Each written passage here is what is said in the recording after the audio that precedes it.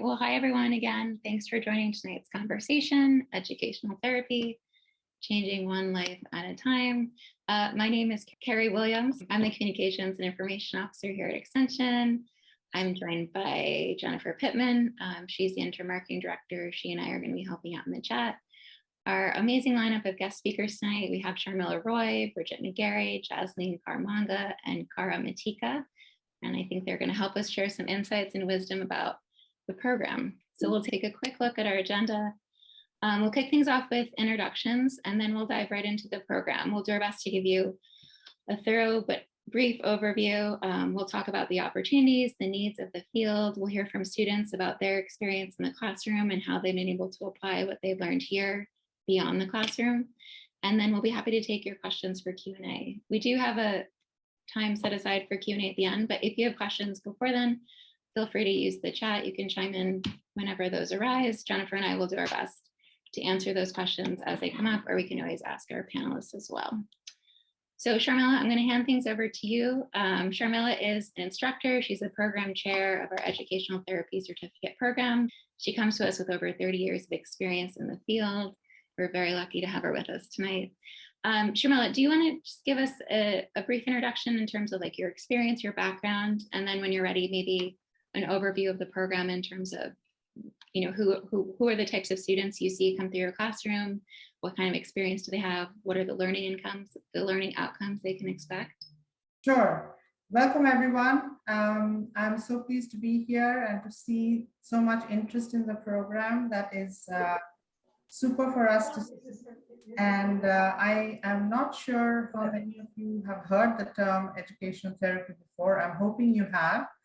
A little bit about my background. My doctorate was in math learning disabilities, and I looked at dyscalculia in young children. But since then, I've kind of moved away from that almost, and I'm looking more and more at ADHD and the neurodivergent population.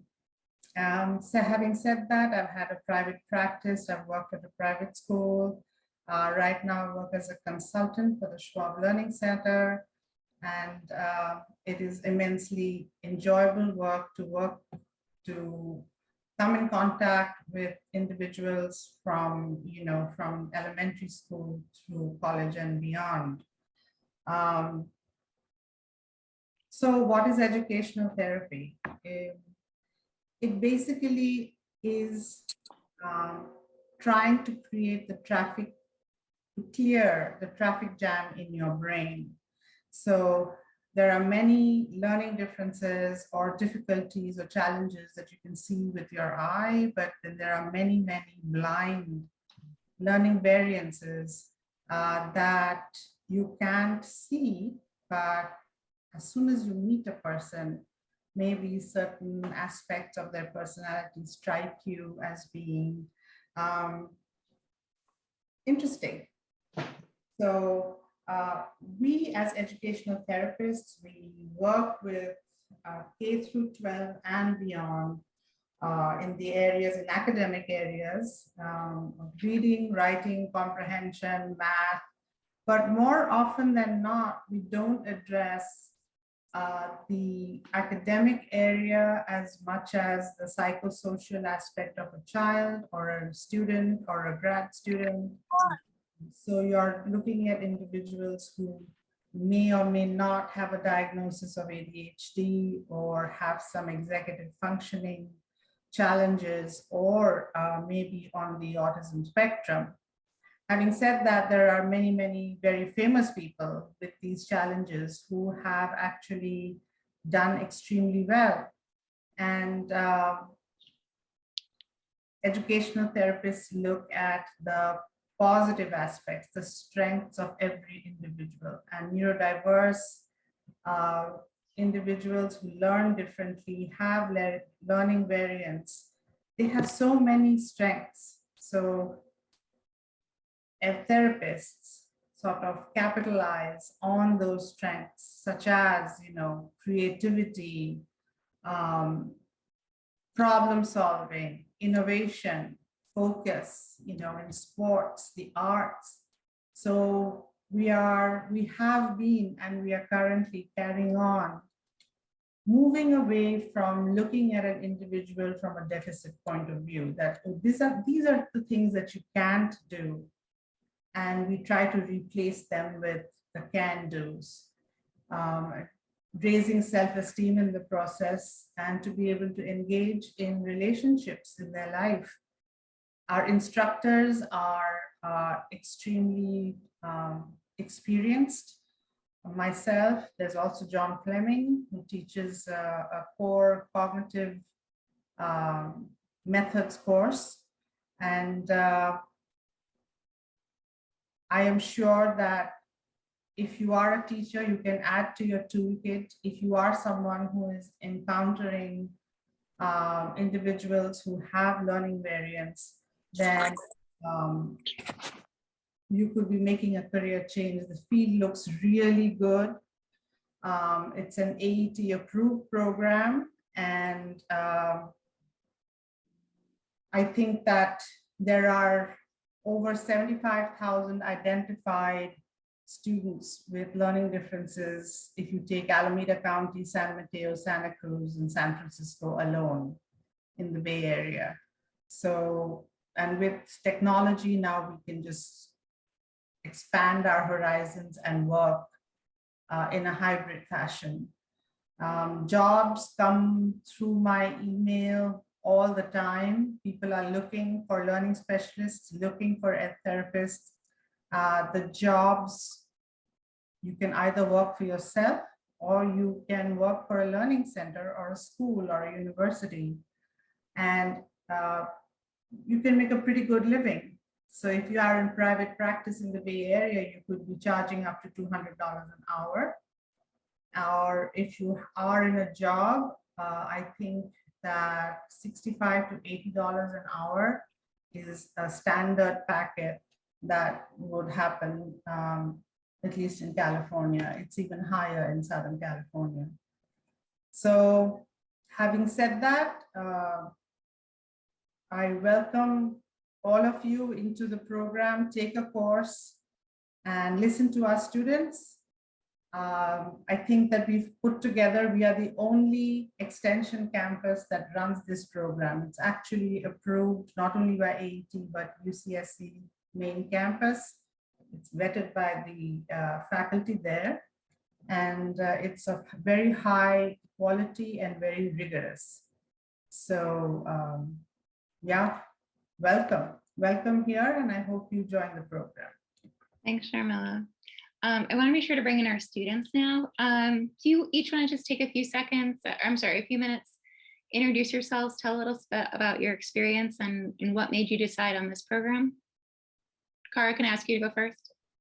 Sure. So my background has been in teaching generally for the past 10 years or so. I've taught all ages. And then over the past few years, I started working more with high school students. And with that, I started meeting a lot of students who had learning challenges, such as ADHD, autism. And so I wanted to figure out how I could help them in more than just an empathetic way. I was really hoping to figure out more verified structures that I could use. So when I found the educational therapy program, I was really just hoping to learn more generally. And I didn't even anticipate that it would turn into a whole new career path. So it actually has changed everything that I was even considering doing. So it's been really wonderful. That's my background. Thanks, Kara. Jocelyn, do you mind going next? Sure, thank you. Thank you, Carrie.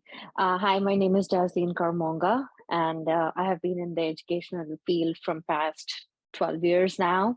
I have taught elementary, upper and lower, both categories, and I got into the change for this career. I started with it because of my son. He has ADHD, and I started exploring resources to support him. And in that process, I came across this certification program. So I initially did only the ADHD course from it. And then that was something that really triggered me and said, this is what I was looking for. And I always have an inclination towards working with students with learning differences. So that was something that really clicked me upfront. And I went in for the entire certification program and really thankful for it because it has changed my entire life. And I feel I have so much to learn from it and so much to give back to the society that it's a great match for my passion as I go forward with it. Thank you. Thanks. Bridget? Thank you, Carrie. Hi, I'm Bridget McGarry, and I've been in education for over 25 years, and the last 12 or 14 of them have been in administration. And during that time, I really have encountered more and more students who need the additional support that are beyond something that we can always do as a classroom teacher with the whole class. And with my own experiences of having a daughter who was autistic and trying to figure out how to get the supports, I stumbled upon educational therapy through that. And I saw that the impact that it had on her almost immediately as it related to her being able to articulate to someone her struggles and challenges in a way that they were also going to provide her very specific strategies and supports. And so over the course of my time in administration, I've moved more and more to those areas of supporting students who do need assistance, and then being able to support families and the students find this. So I wanted to become an educational therapist originally just to be more of a support to those conversations, and found that I really enjoy doing the work, and I'm looking for ways to continue doing this as I am in my full-time position, and it has such great flexibility to allow for that to happen. So that's a little bit about how I got here. Thanks, Bridget.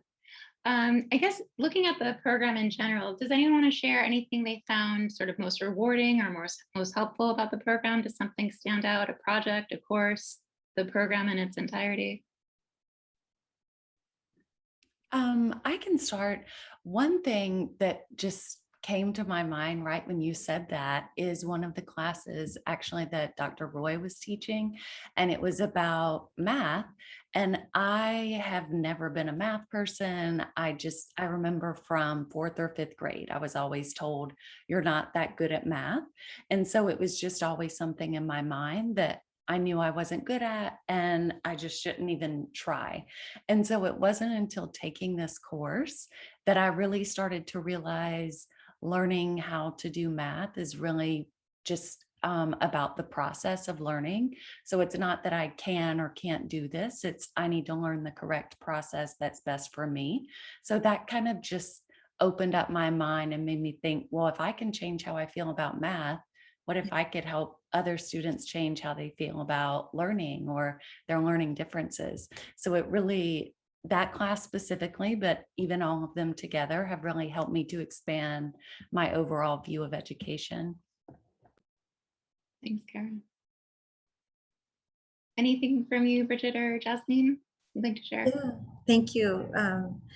First off, I remember that exact feeling when with Dr. Roy's class, because I was so panicked because I'm like, I'm not a math, teacher, and how am I going to do this? But it really comes down to throughout all of the courses that we took, we always heard about building on strength, building the student from what they are already so good at, and just closing the gap and using this strategies for the things that they're already doing well, and just how do we navigate those to the areas that are not growing in the same fashion.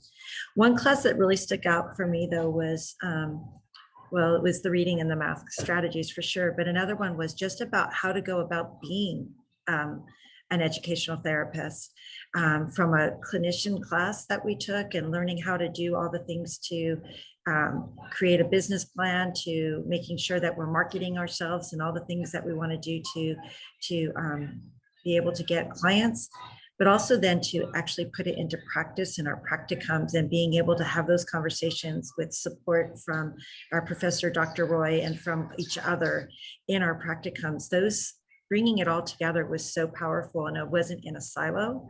It was definitely done in collaboration with others. So thank you. Thanks, Bridget. Yeah, I would like to add to that that for me, all the courses actually were great. But in one of our courses, I was watching a webinar for one of my assignments, and therein we got a quote which was totally in the direction where I never thought my profession to be like that. And it said that educational therapists have the power to rewire the brain without using the surgical tools.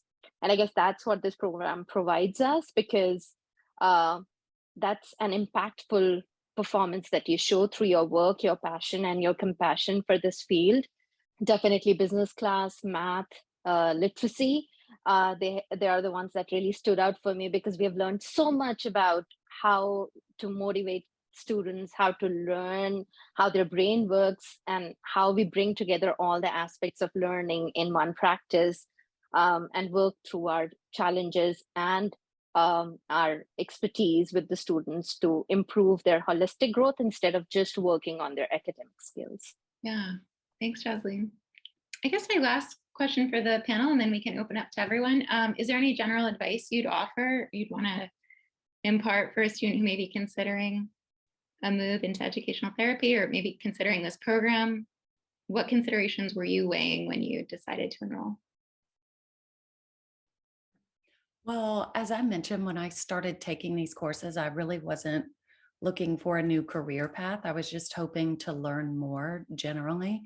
But I will say that, as was mentioned before, there are tons of job opportunities with this. So knowing that now and really seeing throughout this process that there will always be opportunities, even remote opportunities. I just started a job today that's fully remote, and I was able to get it because of the educational therapy certificate. So there's tons of completely accessible opportunities that you could get through this. Well, congratulations. That's super exciting. Thank you. Chaslene and Bridget, what about you? Well, one of the things I would say was that we had really good relationships with our professors that allowed for us to, not be afraid, or if we're, in fear of going up and asking how to get more support or how to explain something. We built that, and they also developed in us reliance on one another. We've become study groups with each other. We have, really bonded in the ways of saying, hey, have you tried this? Have you experienced that? I'm having to struggle with this piece in a class. Can I get, some advice from you? And that's all incorporated based on the professors encouraging us to do that, as well as, empowering us to not know all the answers, and it's okay.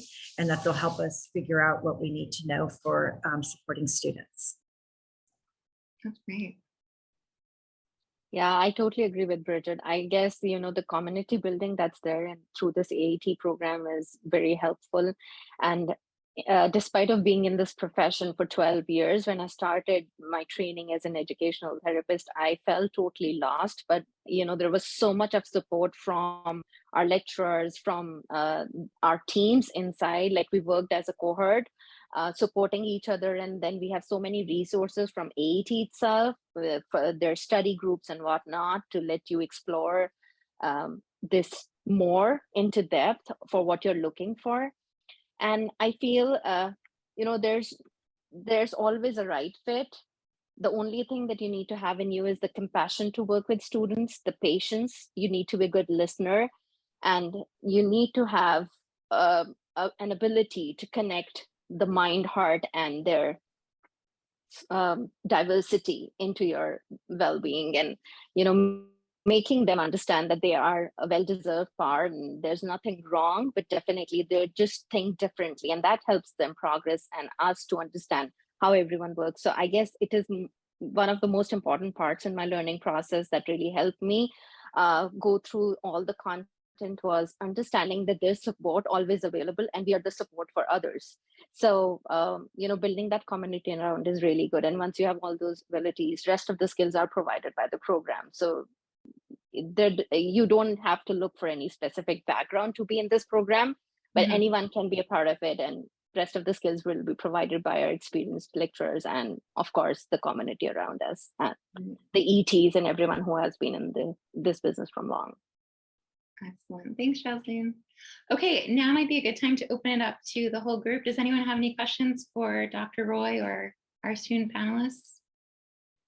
You can put them in the chat. You can ask them on your own. So I'm going to ask this. It's kind of a weird question, but I have my master's in special education, and I've been doing teaching for a really long time.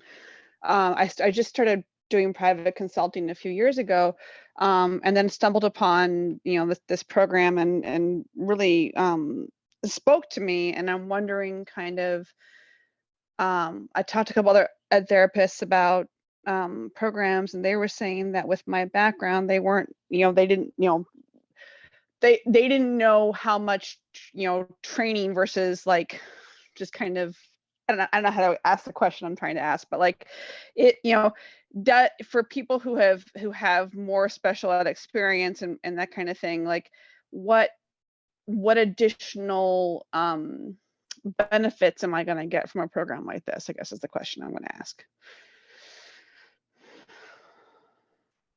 I'm going to take that to begin with, and people can jump in after me. So we have a fair number of special ed resource teachers who have come through the program, mainly for setting up their own practice. And, in a private practice, naturally, it's kind of at the end of their career, when the last 5 or 10 years, they're working, at their regular resource job or learning specialist job, and then they have a small practice, and then slowly transitioning to a bigger caseload later. Probably the reason you would want to do this is the affiliation with AET, and they offer a lot of training and other resources that are cutting edge, and that you would be able to keep up with the field and have a cohort of folks to individualize. Even in your day job, you always get ideas, and some of our techniques courses, our strategy courses are, even though I say so myself, they're pretty amazing as what the feedback that has come back. So particularly in the areas of literacy, in math, in cognitive processing, these are the areas that we lay a lot of stress on, because frequently ed therapists don't work on the academics, and it's not very behaviorally oriented. So it is based on cognitive behavior therapy. I mean, if you look at it from, yes, the information processing model. So it's you go very deep into each individual child, and you look at, you're like a person who is coordinating with all of the other allied professionals. You're not teaching in a vacuum. So you're also working with the speech and language person, and you're actively talking to the psychologist. So you're pulling all these pieces together and basically being an advocate for your student. Great, thank you. Looks like we have a couple of questions in the chat. This is from Matt. How are educational therapists a part of the process of qualification for an IEP? I think I can speak to a little bit of that, and Dr. Roy, you can follow up. Please. So we're allied professionals, as Dr. Roy said. So as part of the qualification piece, we are, unless we can only do so much in the assessment process. Otherwise, we need the school psychologist or our neuropsych to do the cognitive testing, and so which is part of the IEP. So what we do is we're the advocate for the student, as invited by the parent to be there to speak to the student's strengths, kind of help the parent and the student see what the school district can do for them. But we don't do any of the qualifying behavior or status. We help with the goal setting. We help guide some conversations around that. So I hope that helps answer it. It's I think Jasleen and I have, and Cara, I'm not sure if you have, but we've set an IEPs in that way for our students on the request of the parents. Thanks, Bridget. Okay, another chat question. Are the courses in the program geared for all ages of students K through 12, or are there specific courses for specific age ranges? Right now we're working with students who are PhD students, and so from little guys to 30-year-olds. The strategies are adaptable and adjustable and flexible. Would you agree, Jasleen? Yeah, I totally agree to that. The program provides you an outline of what needs to be done with the students of all age groups, and you need to adapt according to the individual needs. And I believe the practicum program is a really great way of just putting all the knowledge together into the practical application, wherein your supervisors are there to guide you and understand how you can adapt to the changes or to the age group that you're catering to. So the program is basically based with students from K to 12, but we are working with students from colleges and PhD programs as well. So it's just about learning the basic skills and then applying it throughout the age groups. Okay, looks like we have one more in the chat. Will we go practically with learning disabled students through this course? I'm not sure what learning disabled is specifically referring to here, because the program goes for understanding students with learning differences in terms of dyslexia, dyscalculia, ADHD, SLI, and everything. But if you're talking about catering to students with your physical disabilities, then definitely it is restricted to the cognitive part of it and the psychoeducational part instead of the other disabilities that come under different heads. And Dr. Roy, would you like to add to that? Yes. So during the courses, you will have assignments which will take you to talk with or interview other therapists or parents of students with learning differences. But I don't believe that you actually come across students or work with during the courses, but you will have the opportunity when you do the practicum. During your internship for a period of 4 to 5 months, you will be working with a neurodiverse or those with ADHD or other learning differences. Thank you. Michelle, did you want to ask a question? Yes, hi. I just recently graduated with a master's in early childhood education, but I'm considering applying for a PhD in either in education or psychology, but this program kind of interests me now. So say if I were to enroll in this program, and then say if in the near future I also get accepted to whatever school I get into for the program, would there be any like conflict because I'm attending basically like 2 different schools, or how would that work? I don't believe that's an issue. You can, because this is a certificate program, you can, and even if you're a full-time student somewhere else, you could very well continue with your certificate program, but it would be a lot of work. What's like the coursework like? Is it papers or special projects that we do? Yes, you have a variety of presentations and papers and plans and some strategies. Guys, I think you all will have a better idea. I can only think about what I do. So we've done things like some teachers give us quizzes and tests, presentations, group projects. What else, Cara? What else did we do? I'm trying to. Well, I was just thinking we do a lot of role play activities as well, so you can get an idea of how it would actually go. But I will say that I think pretty much most of us were working while we were pursuing this. So it's something you want to stay on top of and make sure you're managing the workload, but it is doable to be doing other things at the same time. And all our faculty, they are so supportive in the process, and they understand that if you are doing something else, they are always there standing with you to give you extra support in that field. And the university is flexible enough to give us 5 years to complete it, though it can be completed in 2 years too. So it totally depends on the pace that you want to go with.